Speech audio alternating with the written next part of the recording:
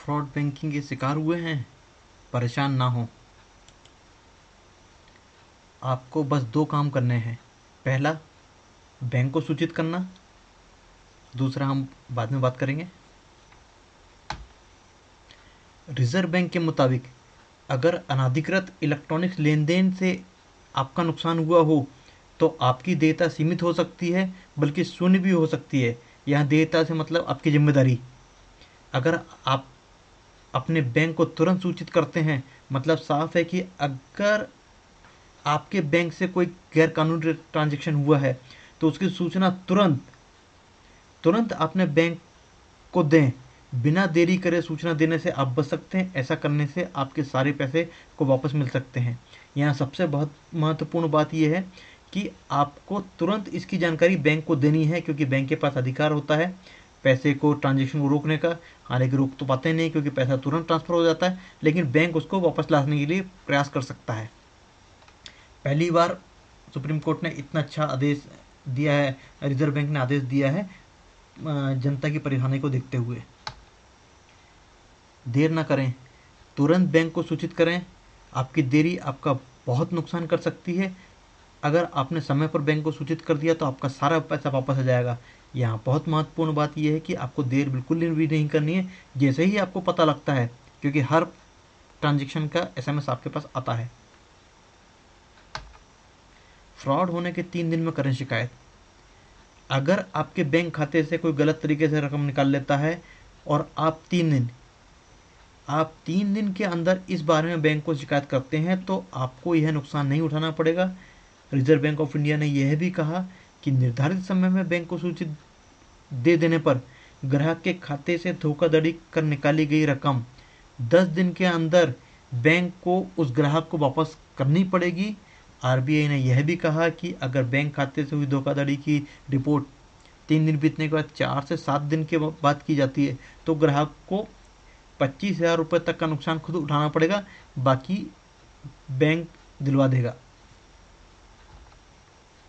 अगर यह नुकसान खाताधारक की गलती से हुआ है, जैसे कि secure OTP, one time password number या कार्ड का सीवीवी नंबर किसी और को बताने के कारण नुकसान हुआ है और बैंक को तुरंत इसकी जानकारी नहीं दी गई, तो ग्राहक को पूरा नुकसान उठाना पड़ेगा। यहाँ भी यह दिया गया कि गलती हो सकता आपसे हो गई हो, लेकिन अगर आपने बैंक को समय पर बता दिया तो बैंक प्रयास कर सकता है पैसे वापस लाने के। लेकिन अगर आपने देरी कर दी, समय पर नहीं ध्यान दिया, तो फिर बैंक चाहे भी कुछ नहीं कर सकेगा। इसकी जिम्मेदारी ग्राहक की खुद की होगी। साथ में आरबीआई ने यह भी कहा कि अनाधिकृत लेन देन के बारे में बैंक को रिपोर्ट करने के बाद भी अगर नुकसान होता है तो उसकी भरपाई बैंक करेगा। अभी सबसे बड़ी परेशानी ग्राहकों की यही थी कि वो बैंक के पास जाते थे, बैंक उनके पास कोई मदद नहीं करते थे। हो सकता है बैंक के पास वैसे भी बहुत काम होता है, स्टाफ कम होते हैं, वो आपकी जानकारी वो आपको नहीं दे पाते हैं, और अक्सर अक्सर मामलों में बैंकिंग फ्रॉड में लोगों का पैसा चला जाता है, वापस नहीं आता है। अब यहाँ सारी जिम्मेदारी बैंक की है कि उनको ग्राहक की मदद करनी पड़ेगी, बशर्ते आप समय पे बैंक को सूचित कर दें। आरबीआई ने कहा कि थर्ड पार्टी धोखाधड़ी या बैंक या ग्राहक की तरफ से कोई चूक की वजह से नहीं, बल्कि सिस्टम में गलती की वजह से कोई चूक हुई, तो ऐसे मामलों में ग्राहकों की कोई जिम्मेदारी नहीं होगी। कई बार होता है हम पेमेंट करते हैं, नेट कनेक्ट नहीं होता है, नेट की स्पीड कम होती है, पैसा तो हमारे बैंक से कट जाता है, लेकिन हमारा ट्रांजैक्शन पूरा नहीं हो पाता है। चाहे रेलवे की टिकट हो, चाहे ऑनलाइन ग्राहक खरीदना हो या किसी को पैसा ट्रांसफ़र करना हो, मोस्टली इन मामलों में पैसा वापस आ जाता है 3, 5, 7 दिन, महीने भर में। लेकिन कई बार नहीं आ पाता है, कुछ कंपनी वापस नहीं करती हैं, तो ये जिम्मेदारी बैंक की होगी कि उसको पैसा लेके वापस देने की। ग्राहक को ये बहुत बड़ी सुविधा दी है रिजर्व बैंक ऑफ इंडिया ने। दूसरा कार्य आपको यह करना है, यह तो आपने कर दिया। सबसे पहला काम आपको बैंक को सूचित करना है, आपने कर दिया। दूसरा काम यह है कि साइबर सेल में शिकायत करना। अब साइबर सेल क्या है? हर व्यक्ति के पास ये पॉसिबल नहीं होता है कि वो अपनी गाड़ी उठाए, ऑटो करके, बस में थाने में जाकर रिपोर्ट करे, क्योंकि थाने जाने में टाइम लगेगा, सबके पास इतना टाइम होता नहीं है। उसके लिए आपको साइबर सेल बनाया गया है उसमें आपको कंप्लेंट करनी है। आप किसी भी प्रकार के बैंकिंग फ्रॉड के शिकार हुए हों, आपकी जिम्मेदारी बनती है कि आप राष्ट्रीय साइबर सेल में इसकी ऑनलाइन शिकायत दर्ज करवाएं। मात्र 5 से 10 मिनट लगेंगे, मुश्किल से 5 से 10 मिनट लगेगा, 15 मिनट लगेगा, आपकी शिकायत दर्ज हो जाएगी बिना एक पैसा खर्च हुए। ज़रूरी नहीं है कि आपके 1000, लाख, 10 लाख रुपए खर्च हुए हैं तभी आप शिकायत दर्ज करवाएं। अगर आपका एक पैसा भी खर्च नहीं हुआ है, साइबर क्राइम आपके साथ हुआ है, आपके साथ धोखाधड़ी हुई है, तो आपको एक जिम्मेदारी नागरिक होने की जगह की तरह आपको इसकी शिकायत इसमें करनी चाहिए। आदरणीय प्रधानमंत्री परम श्रद्धेय नरेंद्र मोदी जी ने एक शुरुआत की है कि ग्राहक का पैसा नुकसान नहीं होना चाहिए, जनता का पैसा। इसके लिए उन्होंने cybercrime.gov.in की साइट बनाई है। आप उस पर लिंक पर क्लिक कीजिए, आप कंप्यूटर से, लैपटॉप से, मोबाइल से अपनी शिकायत दर्ज कर सकते हैं। आइए देखते हैं। आपको तीसरे वाले ऑप्शन पर जाकर क्लिक करना है। पहला हो गया होम मेनू बार में, दूसरा report women child related crime, महिला और बच्चों के खिलाफ कोई आप इस तरह की घटना देखते हैं, दुर्व्यवहार देखते हैं, तो आपको उस पर क्लिक करना है। लेकिन हम बात कर रहे हैं यहाँ पे साइबर अटैक की, आपका बैंकिंग फ्रॉड की, तो आपको तीसरे वाले पर क्लिक करना है। फिर आपके पास दो ऑप्शन आएंगे, learn about cyber crime, file A complaint.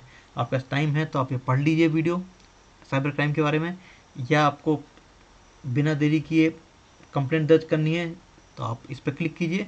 आप पहले इस पर जाके क्लिक कर दीजिए क्योंकि आपके साथ तो धोखाधड़ी हो ही चुकी है। अब आपको सेलेक्ट करना है आई एग्री, आप सहमत हैं, आप करेंगे, आगे बढ़ेंगे।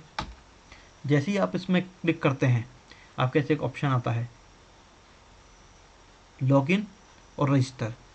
जाहिर है आपके पास अकाउंट नहीं होगा, क्योंकि आप अगर वीडियो देख रहे हैं तो हो सकता है आपके पास अकाउंट नहीं होगा। पहले से बना के रखा, बहुत अच्छी बात है, आप लॉगिन कीजिए उसमें। नहीं है तो आपको click here for new user पर क्लिक करना पड़ेगा। आपको आपका ईमेल आईडी पूछा जाएगा, पासवर्ड ईमेल आईडी पूछा जाएगा, मोबाइल नंबर पूछा जाएगा, आपका रजिस्ट्रेशन हो जाएगा। और लॉगिन करना है तो आप इसमें लॉगिन कर लीजिए। ये बहुत आसान है। हर ऐप में आज आपको अपना रजिस्ट्रेशन कराना पड़ता है, किसी भी गवर्नमेंट के उसमें आपको रजिस्ट्रेशन कराना पड़ता है। चाहे आपको ऑनलाइन आय सर्टिफिकेट चाहिए, मूल निवासी चाहिए, आजकल ऑनलाइन मिल रहे हैं लगभग पूरे देश में, उसके लिए आपको रजिस्ट्रेशन करना पड़ेगा, उससे रजिस्ट्रेशन करना पड़ेगा। और रजिस्ट्रेशन के बाद में आपको फिर लॉगिन पासवर्ड करके अंदर जाना पड़ेगा। अब यहाँ आते हैं मुख्य, इसमें देखिए 4 मुख्य भाग दिए हुए हैं। इंसिडेंट डिटेल, जो घटना हुई घटना की जानकारी। सस्पेक्ट डिटेल्स, जो अपराधी है संभावित उसके बारे में जानकारी। कंप्लेनेंट डिटेल्स, जाहिर है आपको अपनी जानकारी देनी पड़ेगी तभी जाके आपकी कंप्लेंट रजिस्टर होगी कि आप एक जेन्युइन व्यक्ति हैं। Preview and submit. सबसे पहले आपको कैटेगरी ऑफ कंप्लेंट क्लिक करना है। आप कैसे कैटेगरी आ जाएगी, मैं अगली स्लाइड में बता रहा हूँ। सब कैटेगरी आ जाएगी। टाइम आपको डालना पड़ेगा, किस तारीख को हुई, डे, मंथ, ईयर, आपको समय डाल देना है। कितने बज के 10 मिनट पे, 15 मिनट, 5 बजे कितने मिनट पे हुआ है, AM हुआ, PM हुआ, उसमें आपको क्लिक करना पड़ेगा। इधर है डिले इन रिपोर्टिंग, आप डाल सकते हैं लेकिन आप सामान्यतः इसको नो ही रखिए कि आपको जैसे ही पता लगा आप तुरंत कंप्लेंट कर रहे हैं। Where did this incident occur, ये घटना कहाँ हुई उसकी जानकारी देनी है। फिर उसके बारे में कैसे हुआ है, please provide any additional information. जाहिर बात आपके पास हुआ तो आपके पास जानकारी तो होगी उसकी, आपके बैंक की स्टेटमेंट आपके पास आई होगी तब आपको पता लगा, या आपका SMS आया होगा या ईमेल आई होगी, उसको आपको लगाना है।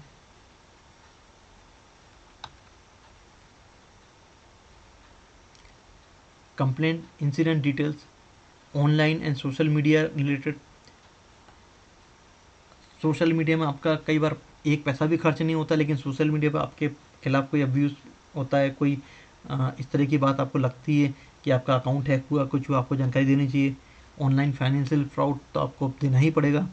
हैकिंग, आपका कंप्यूटर हैक हुआ है, अकाउंट हैक हुआ है। ऑनलाइन साइबर ट्रैफिकिंग, आपके साथ में कुछ इस तरह के अपराध हुए हैं, ट्रैफिकिंग की गई है आपके साथ में। रैंसमवेयर, वायरस के बाद में एक बहुत बड़ी प्रॉब्लम आ रही है रैंसमवेयर, जिसमें आपसे पैसे मांगे जाते हैं, आपके सारे डाटा को इनक्रिप्ट कर दिया जाता है। आपका सारा डाटा आपके कंप्यूटर में है, लेकिन वो एक कोड के द्वारा सिक्योर हो जाता है। जब तक आप पैसा नहीं देंगे, आपका पैसा वो कोड खुलेगा नहीं, और आप चाह के भी उसको नहीं कर सकते हैं। आजकल बहुत बड़ी दिक्कत हो रही है रैंसमवेयर की। क्रिप्टो करेंसी में लोग इन्वेस्ट करते हैं, उसमें भी अगर होती है कोई आपकी दिक्कत, cyber terrorism, any other cyber crime, तो यहाँ मेन चीज़ हो रही है साइबर क्राइम से संबंधित जो भी चीज़ होती है आप उसको सेलेक्ट कर लीजिए। भले ही आपका पैसा 1 रुपये भी नहीं गया हो, लेकिन आपके साथ हुआ तो आप ऐसे जिम्मेदार नागरिक होने की जगह आपको शिकायत करनी चाहिए। फिर सस्पेक्ट डिटेल आएगा इसमें कि क्या है, सस्पेक्ट का नाम है तो भर दीजिए, नहीं तो छोड़ दीजिए। उसके बाद में ऑप्शन आएगा उसके बारे में, भर दीजिए। आईडी नंबर पूछेगा, जाहिर है जो भी फ्रॉड हुआ होगा किसी भी नंबर से हुआ होगा, चाहे मोबाइल से हुआ होगा, चाहे उसके पास से आपका एसएमएस कुछ डिटेल्स आई होगी, आपके पास तो जानकारी तो आई होगी कहाँ से पैसा गया, किस नंबर पे गया, कहाँ गया, वो आपको देना है। Upload any photograph of suspect, जो भी आपके पास जानकारी होगी आप उसको डाल दीजिए। जो बैंक की आपकी स्टेटमेंट होगी, कुछ होगी, उसको डाल दीजिए आप। फिर आप नेक्स्ट पे जाएंगे, save and draft and next, उस पर क्लिक करेंगे। फिर कंप्लेनेंट डिटेल्स, आपकी अपनी डिटेल्स आएगी। इसमें आपको अपना आधार कार्ड या कोई आईडी प्रूफ देना पड़ेगा, ताकि सरकार ये सुनिश्चित कर सके साइबर क्राइम कि आप सही में ये कंप्लेंट कर रहे हैं और आप वास्तविक व्यक्ति हैं। फिर आएगा preview and submit. Preview and submit में आने के बाद में आप इसमें ओके कर दीजिए। आपके पास वेरिफिकेशन कोड आएगा, उसको आप ओके कर दीजिए।